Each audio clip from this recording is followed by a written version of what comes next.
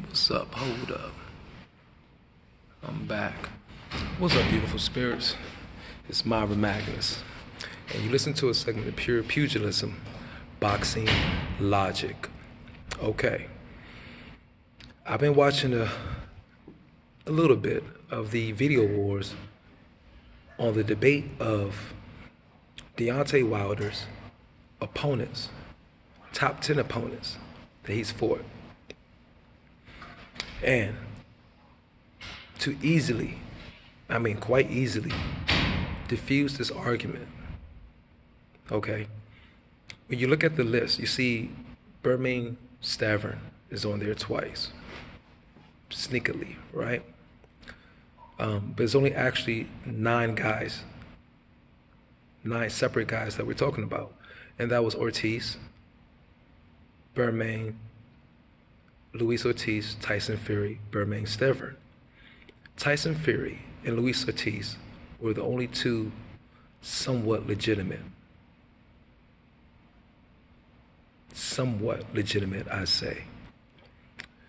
And Luis Ortiz is a bigger question mark as far as his number 2 ranking in the WBC. Now, the easy thing to debunk all of this, and mind you, let me say this first, this video is for the casuals, because this battle here is for your mind, okay? This battle here is for your mind. For you who don't know really what's going on, what's being debated, or what's being argued, what is true and what is not true. How you know the names in question were not top 10 contenders, legitimate top 10 contenders, when Deontay Wilder fought them, is quite simply, if you put in the rankings of the WBA, IBF, and WBO at the dates where Deontay Wilder fought those gentlemen, okay, you will not see their names in the top 10 ranking, and you won't see most of their names even in the top 20. See, the thing is, most of the sanctioning bodies of boxing should be uniformed somewhat to some way to some degree. If you look at the top 10 rankings, 2015, 2016, 2017, in the WBO, WBA, and IBF, guess what you will see?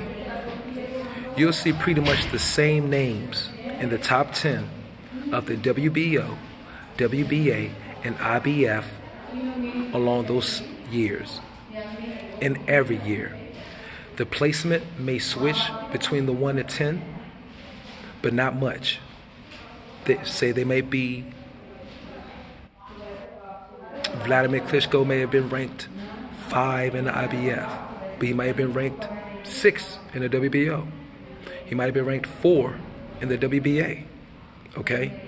But the names are consistent, pretty much. There's only one or two that's not on all 3 of them. This isn't the case when you're dealing with the WBC. It's not the case. So, as you talk about the matrix, that means there's a glitch in the system somewhere that the WBC is running. Okay? There's a glitch. Go look at the rankings of the WBO. You don't even need BoxRec. You don't even need Ring Magazine.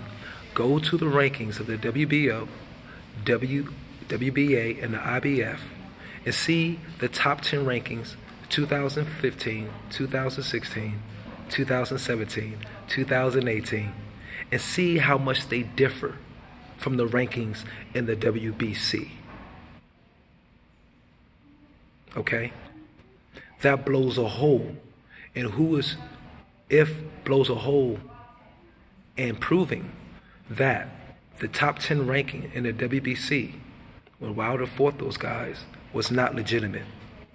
There were placements in there used to pattern, Deontay Wilder's record. Okay? They got boxers like this on the side everywhere. Boxers that look the part, say like a Gerald Washington, which we just saw get demolished the other day, who doesn't even look like he belonged in a boxing ring or wanted to be in a boxing ring. Okay? A guy who's supposedly not even the stratosphere of Deontay Wilder destroyed Gerald Washington. Doesn't that raise an eyebrow to you? Does it not ring a bell? You must ask yourself, why is the WBC so different from the other three?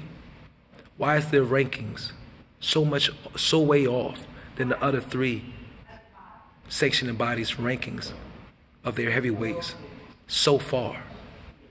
Their names in the top 10 of the WBC, when Deontay Wilder fought them, they're not even in the top 20 in the other three sanctioning bodies. Arthur Spilka is, I think, one of them. He was ranked 12 in the IBF. I've already looked at the other rankings on the other sites, and they make it easy for you. All you need to do is go to IBF, type in the year, IBF ranking system for the year, or WBO ranking system for the year, or WBA. They allow you to put the year and the month. Well, the WBA allows you to put the year. The year, okay? The IBF, I believe, lets you put the WBO will let you put the month and year, and the IBF will let you put the month and year, so you can get exactly where they were ranked at that time where Deontay Wilder fought them in their ranking system, where they were ranked in the WBO, WBA, and the IBF.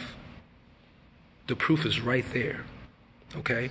Now the other thing you must do, this is the second point, and this will blow a hole in the WBC organization. I'm sorry, World Boxing Confederation. This will blow a hole in their confederation right now. What happened with Tyson Fury, okay, when he came to fight Deontay Wilder? He, out of nowhere, got ranked at number 3. But something odd happened. And what happened that was odd, was that WBC totally ignored their protocol and their process and procedure before they put a fighter in their top 10 ranking. Because don't y'all remember? Tyson Fury was not even signed to VADA. Tyson Fury was not even signed to VADA or enrolled in the VADA clean boxing program before they ranked him in the top 3. So that shows you that the WBC will wing it and make their rules as they go. Mind you, they did not even go through their own procedure and protocol before they ranked Tyson Fury number 3 heavyweight in the world. There was a big fuss about it, so I know all of you remember. This proves the WBC make up rules as they go. This proves the WBC was doing whatever they want to protect Deontay Wilder. This proves the WBC does not want that belt to leave out to the United States. Mind you, the governing body of the WBC, remember the video I did breaking down all 4 of them? The governing body, or shall I say the voting panel, are mainly represented, 80% is represented by Spanish-speaking or Latin American countries. So if that heavyweight belt was to go to Europe, England, a lot of Spanish-speaking Latin American companies, Latin American organizations that support boxing, whatever, will lose a lot of money. And that's what this is about, casual fans. All right? It's about the money. The WBC does what they want. You must ask yourself again, why is the WBC ranking system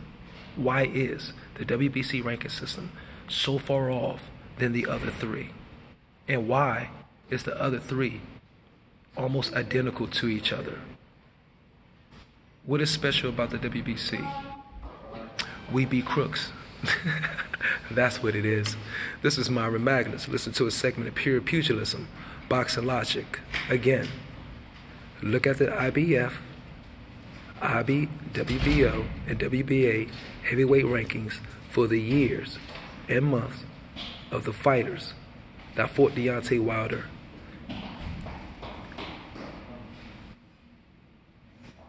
And compare it to the ranking they were in the WBC. It's not about cross-referencing. You cross-reference one to the other three, because there are 4 major sanctioning bodies. And there you get your answer. The top 10 contenders in question, which was, I believe, Molina, Dufafis, Splilka, Washington. These guys aren't ranked anywhere in the other 3 major boxing sanctioning bodies. So that should make you question the integrity of the WBC. All right? But don't take my word for it. Look it up. This is Magnus. Peace.